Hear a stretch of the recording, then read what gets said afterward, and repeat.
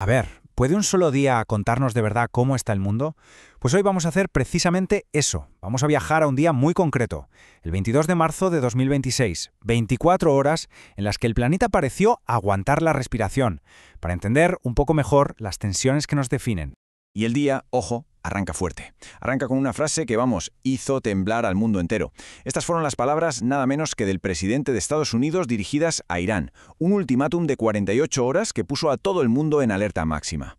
El epicentro de toda esta tensión, como os podéis imaginar, estaba en Oriente Medio. Allí, la escalada de amenazas y de acciones estaba llegando a un punto que de verdad parecía de no retorno. Irán, claro, no se quedó de brazos cruzados. Su respuesta fue rapidísima y muy calculada. Lanzó misiles contra 2 ciudades de Israel. Y ojo, porque una de ellas, Dimona, es donde se encuentra un centro de investigación nuclear. No era un gesto simbólico, para nada. Era un tú me das, yo te doy en toda regla. Una respuesta directa a otro ataque que habían sufrido antes en sus propias instalaciones. Y aquí es donde vemos el meollo de la cuestión, el choque frontal. Por un lado, Estados Unidos exigiendo que el estrecho de Hormuz, que es clave para el petróleo mundial, estuviera abierto sí o sí, y por el otro, Irán poniendo una condición inamovible, que se acabaran las sanciones económicas. Básicamente, dos posturas irreconciliables. No había punto medio, solo un camino, la confrontación. Claro, cuando pasa algo tan gordo en un sitio, es como tirar una piedra a un estanque. Las ondas se extienden por todas partes, y la crisis en Oriente Medio obligó al resto del mundo a moverse, a tomar partido y, sobre todo, a proteger sus propios intereses. Y la reacción fue masiva. Se montó una coalición naval con más de 20 países para patrullar la zona. Y fijaos, no solo estaban las potencias de siempre, también países como los Emiratos Árabes o Singapur. ¿Por qué? Porque lo que estaba en juego era la economía mundial, así de simple.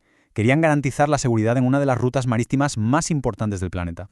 Y aquí es cuando el conflicto deja de ser algo que ves en las noticias y empieza a tocar a la gente de a pie. El gobierno de Estados Unidos lanzó una alerta de seguridad para todo el mundo. Básicamente lo que venían a decir era, cuidado, porque cualquier ciudadano o interés estadounidense en cualquier parte del planeta puede ser un objetivo. La amenaza de repente era global y personal. Pero claro, el mundo es complejo. Y mientras toda la atención estaba puesta en Irán, en Ucrania, la guerra seguía su curso. Una guerra de desgaste, con ataques rusos con drones, con más muertes de civiles, mientras el presidente Zelensky pedía a la desesperada más ayuda a sus aliados. Dos frentes muy distintos, sí, pero con una misma sensación de fondo, la de un mundo totalmente inestable. Pero, ¿qué pasaba dentro de las fronteras? Pues resulta que ese mismo día nos enseña que las grietas no solo estaban entre países.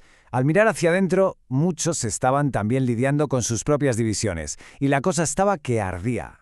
36. Fijaos en este número. 36 días con el gobierno de Estados Unidos cerrado. Bueno, parcialmente cerrado, pero cerrado al fin y al cabo.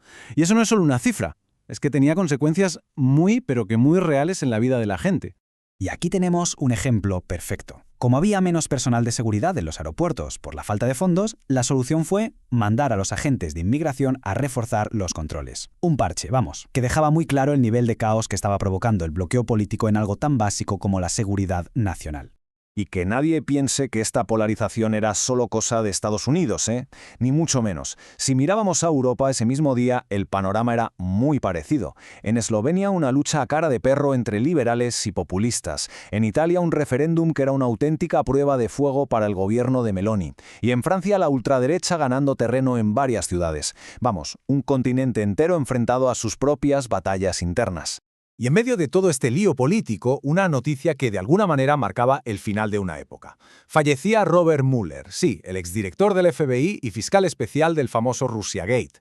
Su investigación marcó a fuego la política estadounidense de los últimos años y su muerte añadía una nota de solemnidad a un día ya de por sí convulso. Pero bueno, con todo este caos político y militar de fondo, ¿se paró el mundo? Pues no. La vida, el arte, la ciencia, todo eso siguió su curso, y además con una fuerza increíble.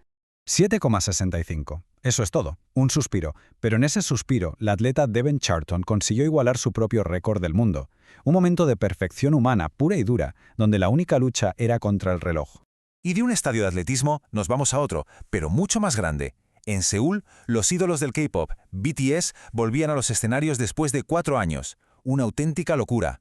Una demostración brutal de cómo la música puede crear comunidad y celebración, incluso cuando todo parece ir mal.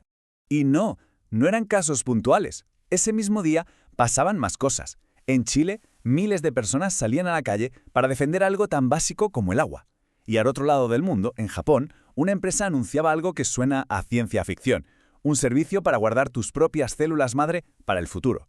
Son las dos caras de la humanidad, ¿no? La lucha por proteger lo que tenemos y el ingenio para mejorar lo que vendrá. Vale, entonces, ¿qué sacamos en claro de todo esto? Tenemos conflicto, división, récords, conciertos, protestas, ciencia, todo en 24 horas. Vamos a intentar ponerlo en perspectiva con 3 cifras, 3 números clave que nos ayudan a entenderlo. Primer número, 8.931. Esos son los días que Narendra Modi llevaba en el poder en la India en esa fecha. Un récord. Una estabilidad política casi monolítica que choca muchísimo con la agitación que veíamos en otros sitios. Y ahora, el contraste. Frente a esos casi 9.000 días, 36. Los días que el gobierno de Estados Unidos llevaba paralizado. Aquí lo vemos clarísimo. En un lado, la consolidación del poder. En el otro, un sistema completamente bloqueado.